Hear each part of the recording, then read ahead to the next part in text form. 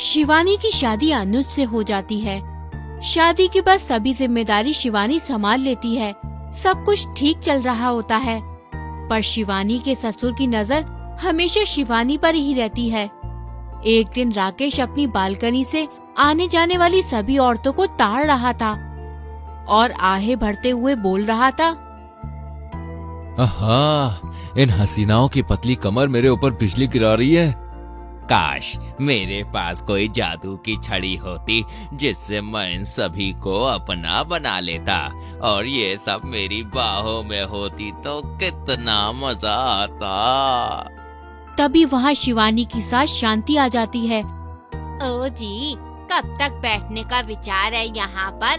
पता नहीं घंटों बालकनी में बैठकर क्या करते रहते हो। अरे जब भी मूड बनता है ना जाने इस डायन को कैसे पता चल जाता है।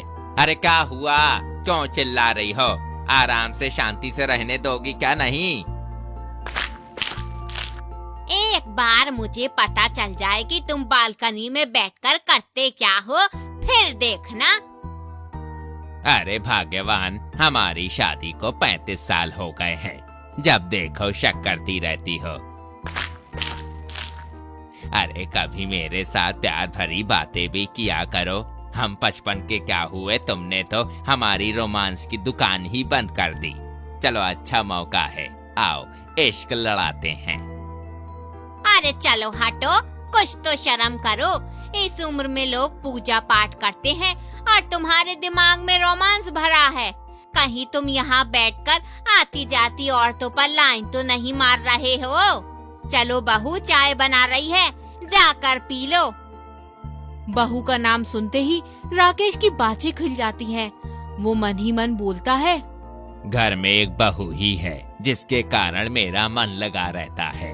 सुबह की चाय और बहू के खूबसूरत चेहरा, अच्छा कॉम्बिनेशन है दोनों। शिवानी चाय लेकर आती है, जिसे देखकर राकेश का मुंह खुला का खुला रह जाता है। राकेश उठकर खड़ा हो जाता है।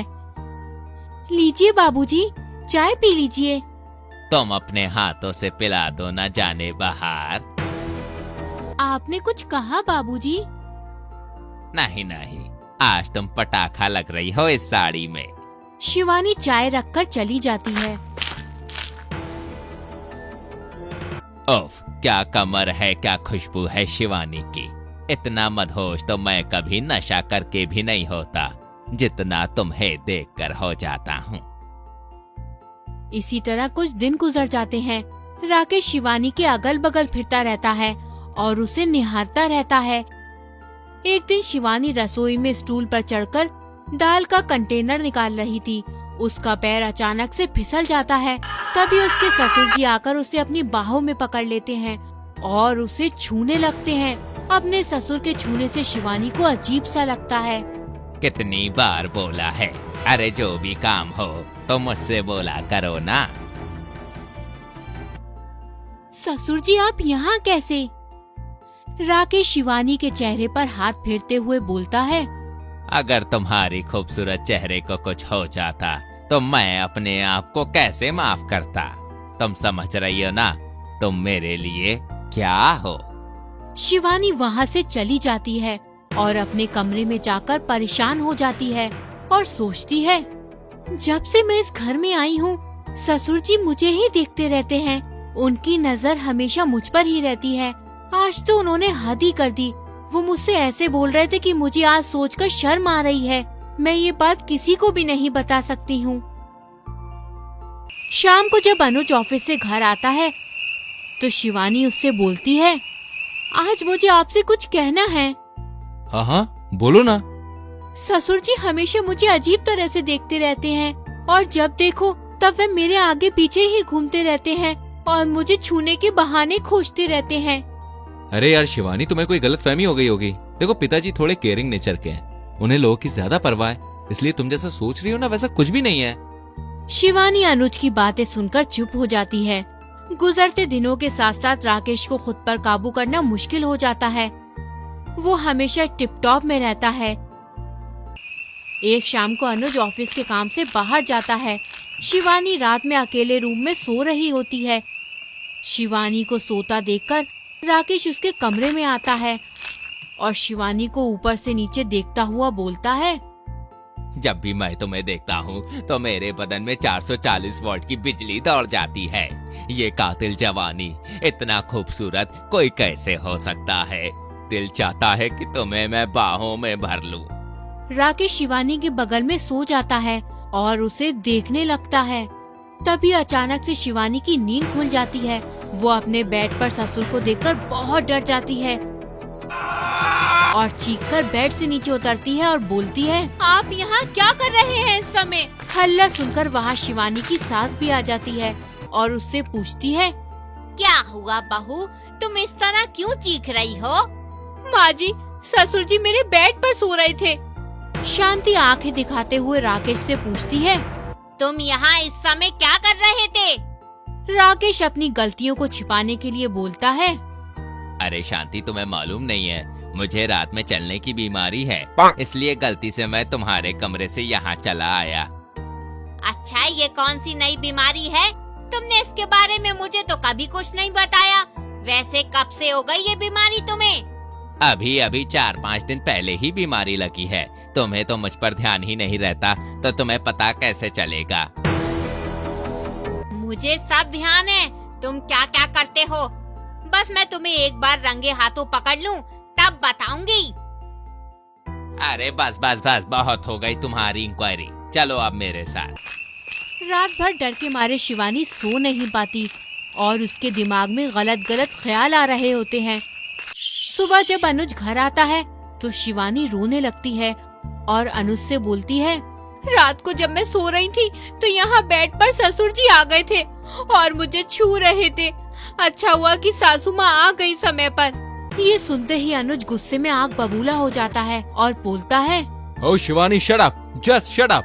तुम्हें पता है तुम कितना घिनौना इल्जाम लगा रही हो बाबूजी पर? अरे तुम इतना नीचे गिर जाओगी मैंने कभी सोचा भी नहीं था।